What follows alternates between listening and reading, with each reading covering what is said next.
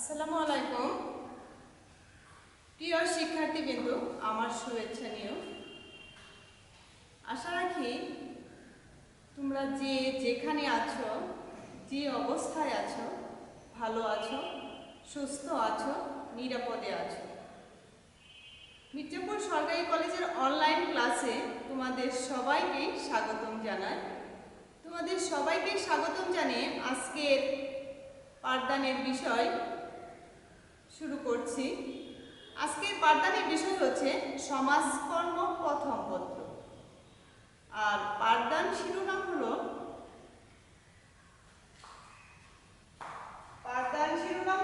জনসংখ্যার সমস্যার ধারণা ও বাংলাদেশের জনসংখ্যার সমস্যার কারণ। যেহেতু তোমাদের তৃতীয় অধ্যায় পড়াচ্ছি, তৃতীয় অধ্যায়ে আমি একটু পূর্বের দিকে চলে যাব এই জনসংখ্যার সমস্যার ধারণা থেকে। সেটা হচ্ছে সামাজিক সমস্যা। তৃতীয় অধ্যায়ে সামাজিক সমস্যা কি সে সম্পর্কে দেখিয়ে দিচ্ছি।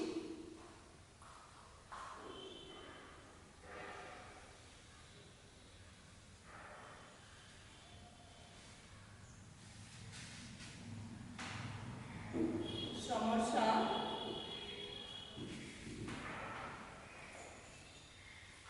ইংরেজি হচ্ছে সোশ্যাল প্রবলেম।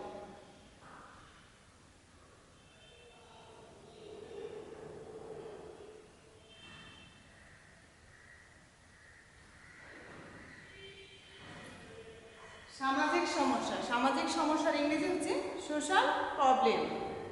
তাহলে এই প্রবলেম এর বাংলা পারিভাষিক অর্থ হলো সমস্যা। প্রবলেম শব্দটি এসেছে গ্রিক শব্দ প্রবলেমা হতে, যার অর্থ হচ্ছে সমাজ কর্তৃক নিক্ষেপিত একটি ঘটনা।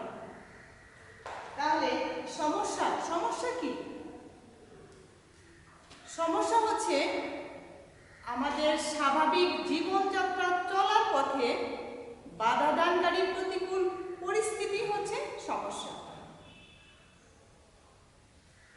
সামাজিক সমস্যা, সামাজিক সমস্যা হচ্ছে অনাকাঙ্ক্ষিত অবাঞ্ছিত একটি ঘটনা, যার দ্বারা সমাজের অধিকাংশ মানুষ ক্ষতির সম্মুখীন হয়, তাই হচ্ছে সামাজিক সমস্যা।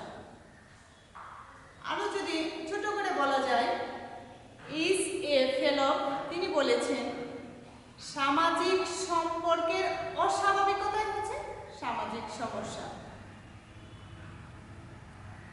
আসলে সামাজিক সমস্যা হচ্ছে সমাজের মানুষের মানসিক অবস্থা, অর্থাৎ কোনো প্রতিকূল পরিস্থিতিতে মানুষ যতক্ষণ পর্যন্ত কোনো বিষয়কে সমস্যা হিসেবে মনে না করবে ততক্ষণ পর্যন্ত সেটা সমস্যা নয়, কখনো নয় সেটা সমস্যা। সেজন্য আমরা সব সমস্যাকে সামাজিক সমস্যা বলবো না। এই সামাজিক সমস্যার উৎপত্তি কোথা থেকে? সামাজিক সমস্যার উৎপত্তি হয়েছে সমাজ থেকে এবং এর সমাধানও আসে সমাজ থেকে। তাহলে সামাজিক সমস্যাগুলো কি কি আমরা একটু জেনে নিই। সামাজিক সমস্যা হচ্ছে, এক নাম্বার হচ্ছে জনসংখ্যার সমস্যা, তারপর দুই নাম্বার হচ্ছে মাদকাসক্তি, তারপরে হচ্ছে বাল্যবিবাহ, যৌতুক প্রথা, বেকারত্ব, এগুলো হচ্ছে সামাজিক সমস্যা। এগুলো সমাজ থেকে এই সমস্যার উৎপত্তি হয় এবং সমাজের মধ্যে এর সমস্যার সমাধান দেওয়া হয়। তাহলে আজকে সেই সামাজিক সমস্যার অন্যতম সমস্যা হচ্ছে জনসংখ্যার সমস্যা।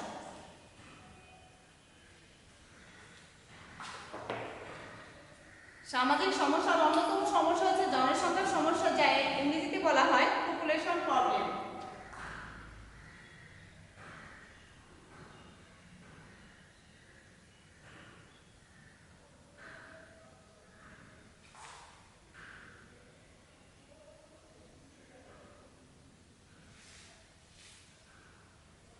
তাহলে জনসংখ্যার সমস্যা হচ্ছে পপুলেশন প্রবলেম।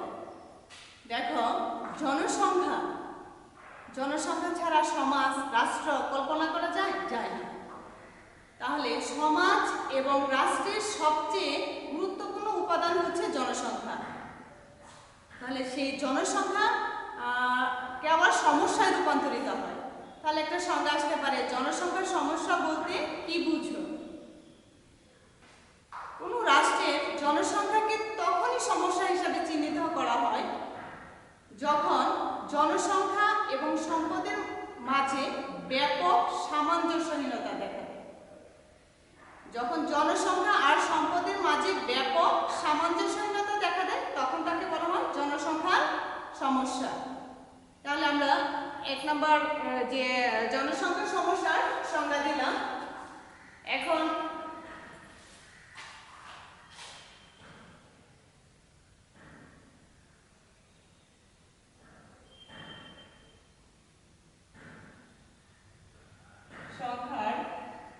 জনসংখ্যার সমস্যার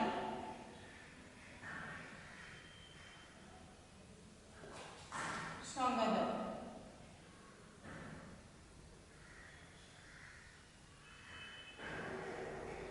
প্রশ্ন আসতে পারে জনসংখ্যার সমস্যার সংজ্ঞা দাও। তাহলে আমরা কি জানলাম যে জনসংখ্যা এবং সম্পদের মাঝে যখন ব্যাপক সামঞ্জস্যহীনতা দেখা দেয় তখন তাকে বলা হয় জনসংখ্যার সমস্যা। এই জনসংখ্যা যদি বেশি থাকে তাহলেও সমস্যা, আবার এই জনসংখ্যা যদি কম থাকে তাহলেও সমস্যা। জনসংখ্যা যদি কম থাকে তাহলে দেখা যায় উৎপাদন এবং প্রতিরক্ষার ক্ষেত্রে বাধাগ্রস্ত হয়। এখানে একটি প্রশ্ন হতে পারে যে স্বল্প জনসংখ্যা বলতে কি বুঝো? প্রশ্ন হতে পারে।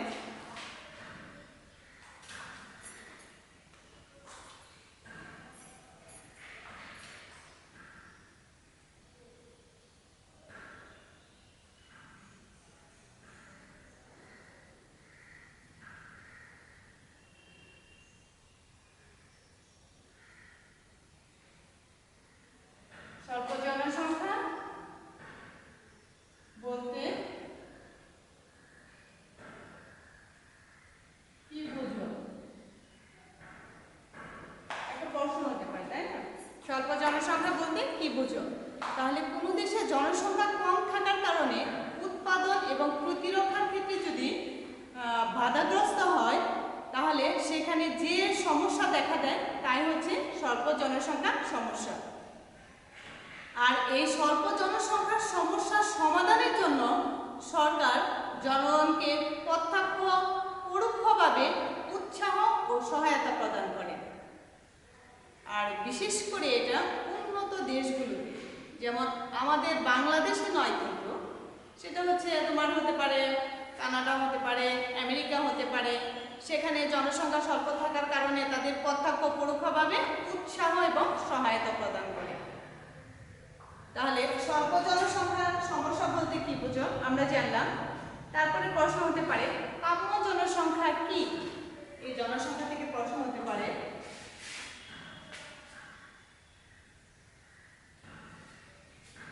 কাম্য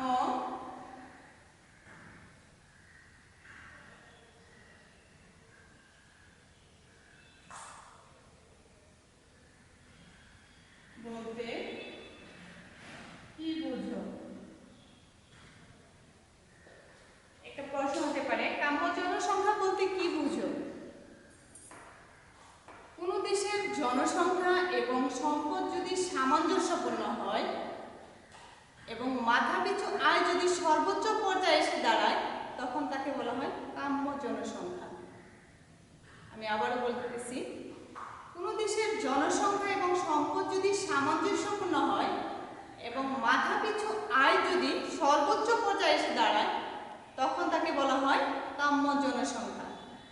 তারপরে এই জনসংখ্যা থেকে আরেকটা কোশ্চেন হতে পারে, সেটা হতে পারে জনসংখ্যা স্ফীতি বলতে কি বুঝো?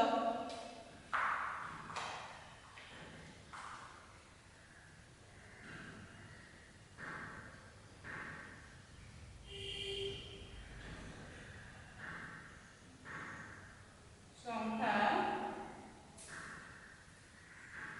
স্ফীতি বলতে কি বুঝো? এরকম একটা প্রশ্ন হতে পারে যে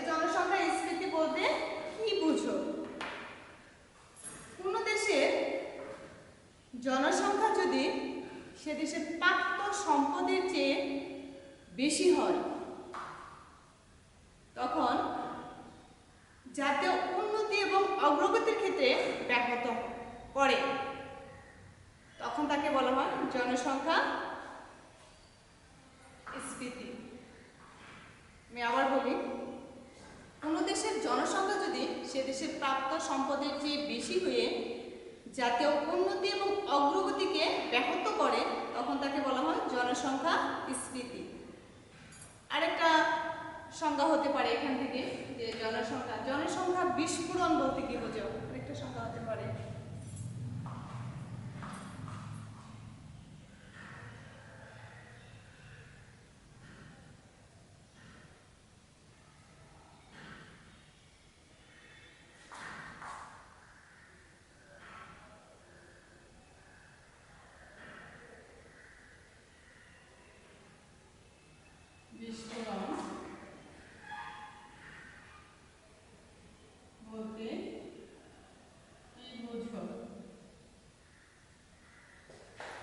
এরকম একটা তোমার সংজ্ঞা হতে পারে যে জনসংখ্যা বিস্ফোরণ বলতে কি বুঝো, তখন তার সংজ্ঞা হবে কোন দেশের জনসংখ্যা যদি অতি দ্রুত বৃদ্ধি পেয়ে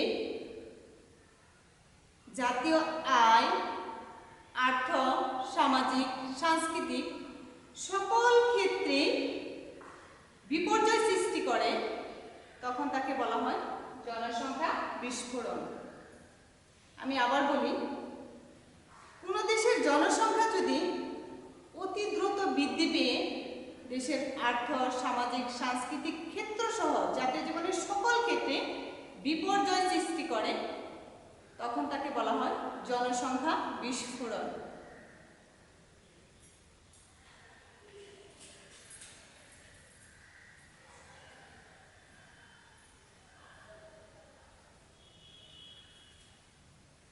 তারপর এই জনসংখ্যার সমস্যার ক্ষেত্রে অর্থনীতিবিদ আর.এ. ম্যালথাস এর নাম তোমরা শুনেছ, তিনি আরেকটি সুন্দর এবং জনপ্রিয় সংজ্ঞা দিয়েছেন।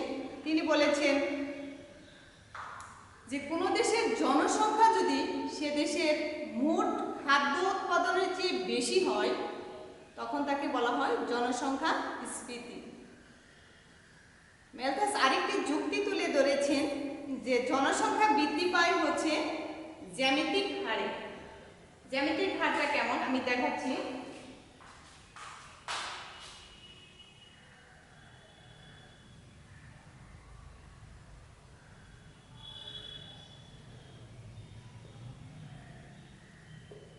জ্যামিতিক হারটা হচ্ছে জনসংখ্যা বৃদ্ধি পায় জ্যামিতিক হারে 1, 2, 4, 8, 16 এইভাবে বৃদ্ধি পায়। আর আমাদের খাদ্য উৎপাদন বৃদ্ধি পায় গাণিতিক হারে। গাণিতিক হারটা দেখাচ্ছি।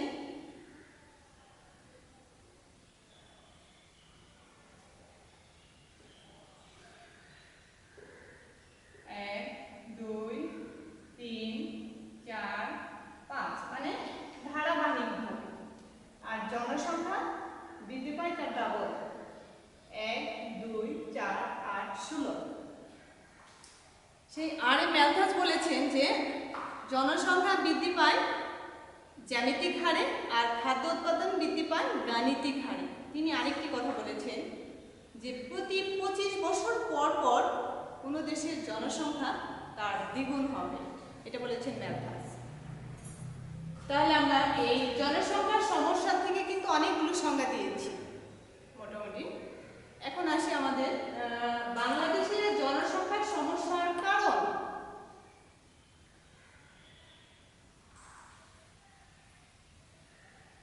বাংলাদেশের জনসংখ্যার সমস্যার কারণ আসলে একক কোনো কারণে কোনো সমস্যা সৃষ্টি হয় না। সমস্যা সৃষ্টি হওয়ার পিছনে একাধিক কারণ থাকে। সেই জনসংখ্যার সমস্যার ক্ষেত্রেও একাধিক কারণ আছে। 1 নম্বর কারণ হচ্ছে প্রাকৃতিক কারণ।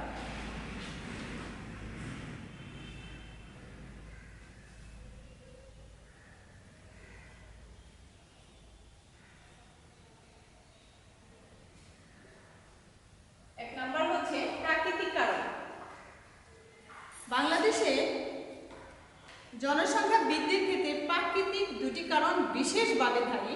একটি হচ্ছে ভৌগোলিক অবস্থান এবং অপরটি হচ্ছে জলবায়ু।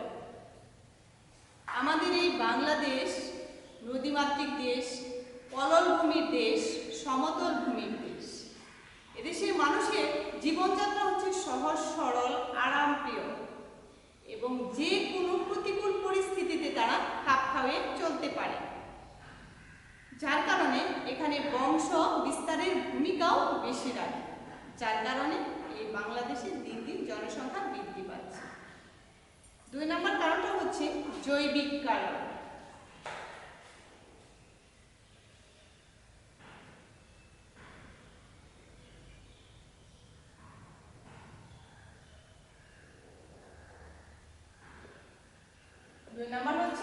জৈবিক কারণ ভৌগোলিক অবস্থান, খাদ্যাভ্যাস, জীবন প্রণালী প্রভৃতির কারণে এদেশের মানুষের, বিশেষ করে নারীদের প্রজনন ক্ষমতা অন্যান্য দেশের তুলনায় বেশি, যার কারণে আমাদের বাংলাদেশে দিন দিন জনসংখ্যা বৃদ্ধি পাচ্ছে। 3 নম্বর হচ্ছে সামাজিক ও সাংস্কৃতিক কারণ।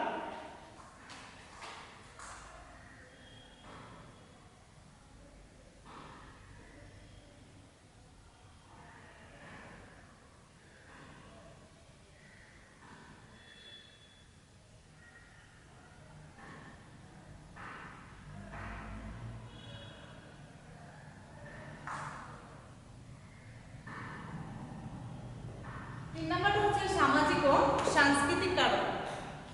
আমাদের বাংলাদেশের জনসংখ্যা বৃদ্ধির ক্ষেত্রে সামাজিক ও সাংস্কৃতিক কারণ বিশেষভাবে ভূমিকা রাখে। সেটা হচ্ছে আমাদের বাংলাদেশে হচ্ছে যে বাল্যবিবাহের সংখ্যা অনেক। বাল্যবিবাহের ফলে দেখা যায় আমাদের দেশে নারী পুরুষের সন্তান জন্মদানের ক্ষমতা দীর্ঘদিন থাকে। এছাড়াও আমাদের দেশে সোজা কথা গ্রামীণ সমাজে বহু বিবাহ প্রথার প্রচলন রয়েছে, যার কারণে দিন দিন জনসংখ্যা বৃদ্ধি পাচ্ছে।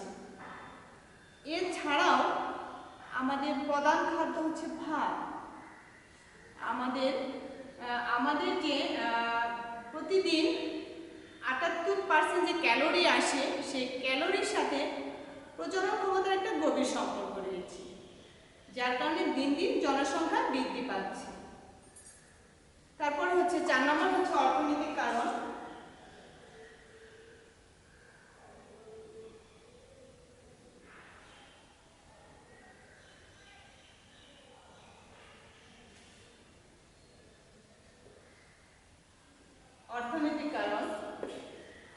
অর্থনৈতিক কারণ হচ্ছে বাংলাদেশ কৃষি প্রধান দেশ। এদেশের 80% লোকই কৃষির উপর নির্ভরশীল। দেখা যায় কৃষিকাজে অধিক জনবলের প্রয়োজন হয়। এছাড়াও গ্রাম বাংলার একটি ঐতিহ্যবাহী কথা আছে যে পুত্র সন্তান হচ্ছে তাদের একমাত্র বংশধর। ছেলেরাই তাদের পূর্বপুরুষের পেশাকে ধরে রাখতে পারবে, তার জন্য অনেক সন্তান জন্ম দিয়ে থাকে, যা জনসংখ্যা বৃদ্ধির অন্যতম কারণ। তারপর হলো ধর্মীয় কারণ।